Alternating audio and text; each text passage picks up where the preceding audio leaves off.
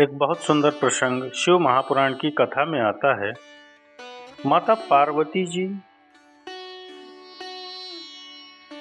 एक बार बहुत सुंदर भगवान शंकर के लिए एक व्रत धारण कर लेती और बड़ा सुंदर व्रत माता पार्वती जी करती, बहुत सुंदर व्रत धारण करती।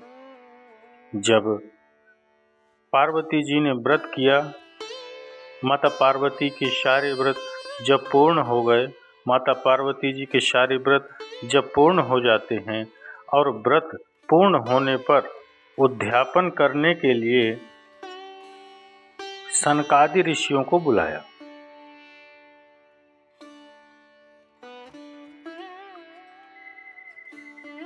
उसमें से सनत कुमार आते हैं और सनत कुमार आकर उद्यापन कराने के लिए बैठते हैं। अब पार्वती जी ने बड़े भाव से, बड़े दिल से, बड़े हृदय से, बड़े आनंद के साथ व्रत किया और उस व्रत का उद्यापन स्वयं माता पार्वती जी कर रही हैं। शनकादि ऋषियों को आमंत्रित किया गया कि इसका उद्यापन आपको कराना है। अब उसमें सनत कुमार आए और उद्यापन कराने के लिए उन्होंने पूरा जो लगता है, जैसा जैसा लगता है वैसा वैसा उन्होंने क्रम किया।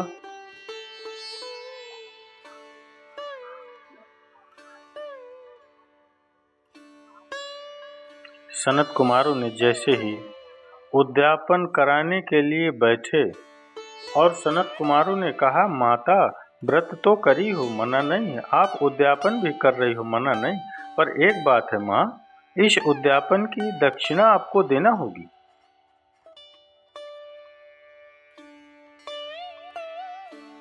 और बिना दक्षिणा के कोई उद्यापन लगता भी नहीं।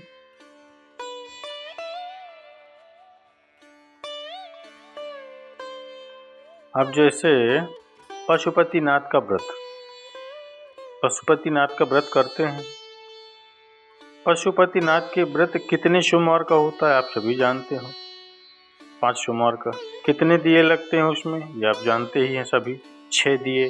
मंदिर में कितने लगते हैं? 5। आपने दरवाजे पर 1। प्रसाद के कितने हिस्से होते हैं? 3। मंदिर में कितने रखते हैं प्रसाद? 2 हिस्सा। 1 हिस्सा आपने को स्वयं खा लेना है, धारण करने हैं अपने।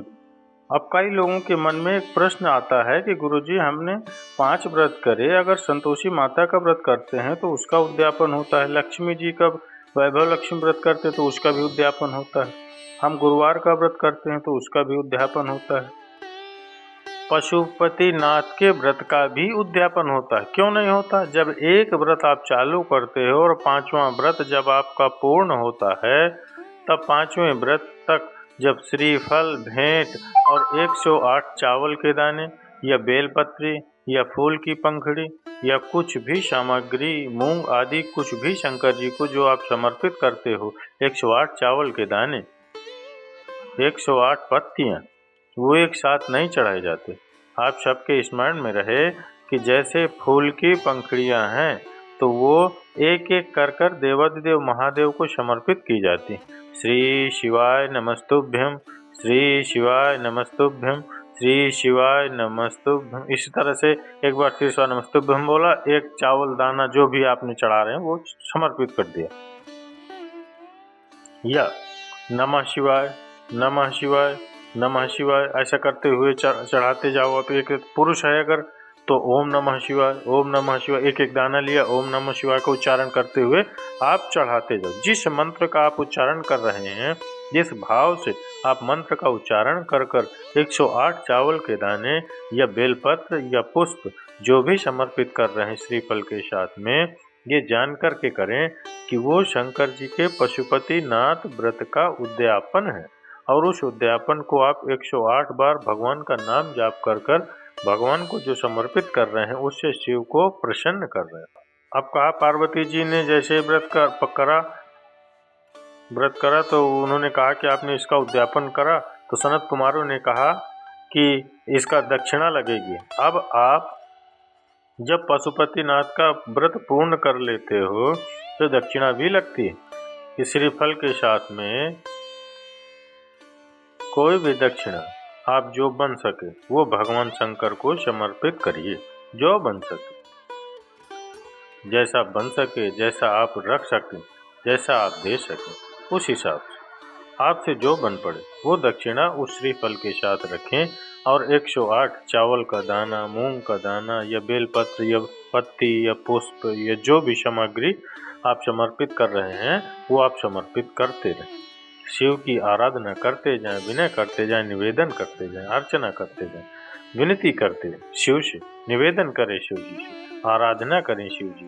पार्वती जी ने भी पार्वती जी भी व्रत को धारण कर रहे हैं। माँ पार्वती जैसे ही व्रत धारण करी, पार्वती जी ने सनकादि ऋषियों से संत कुमार को कहा कि सनत कुमार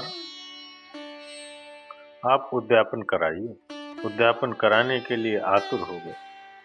और जब सनत कुमार उद्यापन कराने के लिए आतुर हुए तो सनत कुमार ने पूरी पीठिका बनाकर, पूरी पीठिका को रखकर उद्यापन करने के लिए आतुर हुए। और पूरी पीठिका सनत कुमार ने जमाई और सनत कुमार ने जमाकर उस पीठिका का उद्यापन करना प्रारंभ किया। और जैसे उद्यापन करना प्रारंभ किया, उद्यापन करने के लिए जैसे आतुर हुए और जैसे उद्यापन करने के लिए आतुरता उन्होंने बरती और उद्यापन करने के लिए सामने पीठिका बनाई और कह दिया माता से, माँ इसकी दक्षिणा लगेगी, इसकी दक्षिणा आपको देना पड़ेगी, दक्षिणा देना पड़ेगी। और दक्षिणा देने के लिए जब पूछा गया कि दक्षिणा क्या दोगी माँ, आप दक्षिणा क्या दोगी, विचार किया गया और पार्वती जी ने स्वयं, माता पार्वती जी ने स्वयं सनत कुमारों से कहा कि आप जो मांगेंगे दक्षिणा में वो दिया जाए, जो आप मांगोगे वो दक्षिणा में दे दिया जाए। आपको क्या चाहिए, क्या प्रदान करना है, क्या देना है, आप क्या मांगेंगे मैं वो दक्षिणा में आपको दे दूंगी। आपकी जो इच्छा हो वो दक्षिणा में आप मांगो। ठीक है माँ, वचन देती हो ना माँ? सनत कुमार ने पूछा माता पार्वती जी से, आपको वचन देना पड़ेगा। मैं वचन देती हूँ कि पार्वती जी कहती हैं जो मांगोगे दक्षिणा में वो मैं तुम्हें दूंगी, जो मांगोगे। ठीक है। और माँ जगत जननी जगदम्बा ने उद्यापन किया। शिव महापुराण की कथा एक बात बहुत अच्छी से कहती है, पूरे साल आप 1 लोटा जल शंकर जी को समर्पित करते हो, 1 लोटा जल समर्पित करते हो मित्रों पूरे साल। सावन में कितना लोटा जल समर्पित करते हो मित्रों? 2 लोटे जल। कभी विचार किया आपने कि हमारे 1 लोटा जल जो हम पूरे साल समर्पित करते हैं, पूरे वर्ष समर्पित करते हैं, और सावन के महीने में जब हम 2 लोटा जल देवाधिदेव महादेव को समर्पित करते हैं तो ये समर्पण का भाव क्या कहता है कि हम अपने वर्ष भर के 1 लोटा जल का भाग जो शंकर को चढ़ा रहे हैं उसका हम उद्यापन ही कर रहे हैं। पार्वती जी ने, माँ जगत जननी जगदम्बा ने व्रत किया और उसका उद्यापन माँ जगत जननी ने स्वयं सनकादि ऋषियों में से सनत कुमार उस उद्यापन को करा रहे हैं, उस उद्यापन को करवा रहे हैं। अब माता ने वचन दे दिया कि तुम जो मांगोगे मैं तुमको वो दूंगी, तुम जो मांगोगे मैं तुम्हें प्रदान करूंगी, तुम जो चाहो वो मांग सकते हो। उद्यापन कराया सनत कुमारों ने और बड़े आनंद के साथ जब उद्यापन पूर्ण हो गया तब स्वयं सनत कुमारों ने कहा कि माँ अब हमारी दक्षिणा, और जितने शिव भक्त आप श्रवण कर रहे हैं मित्रों बड़े ध्यान से सुनना, शंकर भगवान की सबसे बड़ी दक्षिणा क्या है? आपका कोई भी व्रत, उपास, अर्चना, आराधना, कुछ भी करो, शिव जी की सबसे बड़ी दक्षिणा क्या है? तो शंकर भगवान की सबसे बड़ी दक्षिणा है एक चावल का दाना एक बेलपत्री पर समर्पित कर शंकर के शिवलिंग पर चढ़ा देना। ये शंकर की सबसे बड़ी दक्षिणा है। शिव की सबसे बड़ी दक्षिणा, शंकर की सबसे बड़ी दक्षिणा एक चावल का दाना एक बेलपत्री पर समर्पित कर एक बेलपत्री पर रखकर वो शिव जी को समर्पित कर देना, सबसे बड़ी दक्षिणा। और मान लो आपके पास एक चावल का दाना भी नहीं और एक बेलपत्री भी नहीं, तो शिव जी के नाम का स्मरण कर लेना, नमः शिवाय, श्री शिवाय नमस्तुभ्यं या ओम नमः शिवाय जप कर लेना। ये भी शंकर जी की सबसे बड़ी दक्षिणा है। और सनत कुमार ने तो कुछ और मांग लिया, पर सनत कुमार ने कुछ और मांगा और कुछ मांग लिया माता से। और सनत कुमार ने मांगा क्या? सनत कुमार ने कहा, माँ आपने कहा था कि जो मांगोगे वो मैं दूंगी, तो मेरी दक्षिणा दीजिए।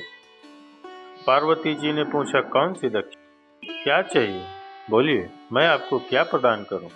सनत कुमार कहते हैं, माँ मुझे दक्षिणा में स्वयं देवादिदेव महादेव दे दीजिए। दक्षिणा में मुझे शंकर चाहिए, मुझे शिव चाहिए। दक्षिणा में मुझे केवल शंकर भगवान चाहिए, शिव चाहिए, और मुझे देवादिदेव महादेव दे दीजिए दक्षिणा में। केवल शंकर भगवान दे दीजिए दक्षिणा में, इसके सिवा मुझे कुछ भी नहीं चाहिए, केवल शिव, और शिव के सिवा कुछ नहीं। और हम तो बाबा के भरोसे चलते हैं, हम तो बाबा के भरोसे चलते हैं, इसके सिवा मुझे कुछ भी नहीं चाहिए मैया। आप मुझे दक्षिणा में शंकर दे दो। पार्वती जी की आंखों से जल बहने लगा। माँ जगतजननी के नेत्रों से जल बह रहा है। कुछ और मांग लो सनत कुमार जी, आप चाहो तो मैं कुछ और आपको दे सकती हूँ, आप और कुछ मांग लीजिए। आप जो मांगोगे मैं वो दे दूंगी, पर मैं शंकर को नहीं दे सकती। सनत कुमार कहते हैं, माँ आपने संकल्प लिया था कि जो मांगूंगा वो देना पड़ेगा। आपने संकल्प लिया जो मांगूंगा देना पड़ेगा, तो आप मुझे शिव को दक्षिणा में दो। पार्वती जी ने मना कर दिया, मैं नहीं दे सकती। ब्रह्मा जी के पास सूचना पहुंच गई। ब्रह्मा जी के पास देवर्षि नारद ने कहा कि शंकर भगवान को दक्षिणा में मांगा है। कौन मांगे हैं? तो सनत कुमार जी ने दक्षिणा में शिव जी को मांग लिया। दक्षिणा अब दे तो दे कैसे, कैसे दिया जाए? ब्रह्मा जी ने भगवान विष्णु के पास में खबर पहुंचाई और भगवान नारायण स्वयं देवऋषि नारद को भेजे कि जाकर माता जगतजननी पार्वती जी से कहिए, माँ जगतजननी से कहिए कि दक्षिणा तो देना पड़ेगी, तुमने वचन दिया है। देवऋषि नारद का कहना भी माँ जगतजननी ने नहीं माना, माता पार्वती जी नहीं मानी।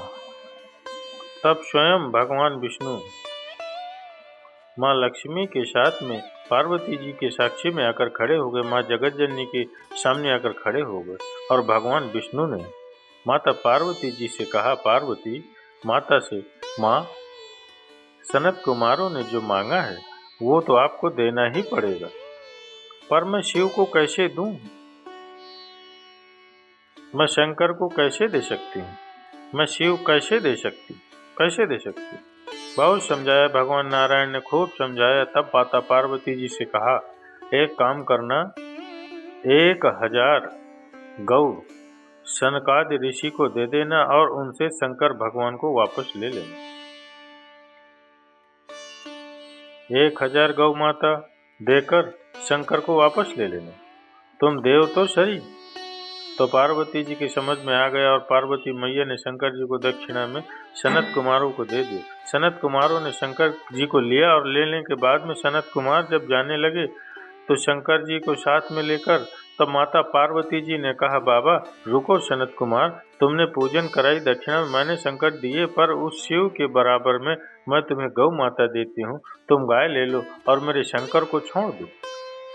1000 गाय, 1 लाख गाय, 5 लाख गाय, 10 लाख गाय, जितनी चाहिए लो और मेरे शंकर को दे दो, मेरे शंकर को। तब सनत कुमारों ने कहा, नहीं माँ, इतनी गाय तो कम है, 1 करोड़ गाय मैं तुम्हें रतन सोना जड़ित देती हूँ, तुम मुझे शंकर भगवान दे दो। तो भी सनत कुमारों ने मना कर दिया। तब शिव जी से माता पार्वती जी ने पूछा, आपके बराबर मैं क्या दूं? क्या दूं मैं आपके बराबर?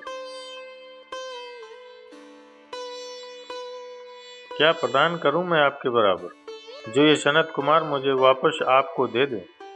तब शंकर भगवान ने कहा, पार्वती मेरे बराबर में तो केवल एक बेलपत्री का पत्र है। ये बेलपत्री का पत्र यदि तुम सनत कुमार को देती हो तो शिव तुम्हें वापस प्राप्त हो सकते हैं। 1 बेलपत्र सनत कुमार को दिया गया और शंकर भगवान को वापस लिया गया। शिव महापुराण की कथा कहती है, शंकर भगवान का संवाद कहता है, शिव तत्व कहता है, शंकर भगवान की कथा कहती है कि 1 बेलपत्री, लोग कहते हैं शंकर जी की चढ़ी हुई बेलपत्री इतनी औषधिपूर्ण क्यों होती है, इनकी बेलपत्री का इतना प्रमाण क्यों है, शंकर जी पर चढ़ी हुई बेलपत्री में इतना रसतत्व क्यों है? ये बेलपत्री नहीं है, ये शिव पर अगर 1 बेलपत्र हम समर्पित करते हैं तो शंकर जी की पूर्ण कृपा, तो शंकर को हम पूर्ण तरह से प्राप्त कर सकते हैं। एक विश्वास, भरोसा, दृढ़ता 1 बेलपत्र के साथ शिव को दिया गया और शिव से पूर्ण विश्वास के साथ उनका फल आशीर्वाद लिया गया, शिव से लिया गया। शिव शिव, शंकर शंकर, अवघड़दानी अवघड़दानी। शिव साधारण नहीं, शंकर साधारण नहीं, उसको पहचानो। शिव महापुराण की कथा कहती है, शिवालय में 5 स्थान ऐसे हैं जहां पर बैठने से व्यक्ति खाली नहीं जाता। शिवालय में 5 स्थान ऐसे, 5 जगह ऐसी शिवालय में। पहले नंबर पर ये 5 जो स्थान बताए गए हैं इस महापुराण में शिवालय के, इन 5 स्थानों पर कभी भी बैठोगे और शंकर को पुकारोगे तो वहां से खाली नहीं जाओगे, वहां से खाली नहीं जाओगे। 5 स्थान मित्रों, 5 स्थान, तो आप खाली नहीं जाओगे कहीं।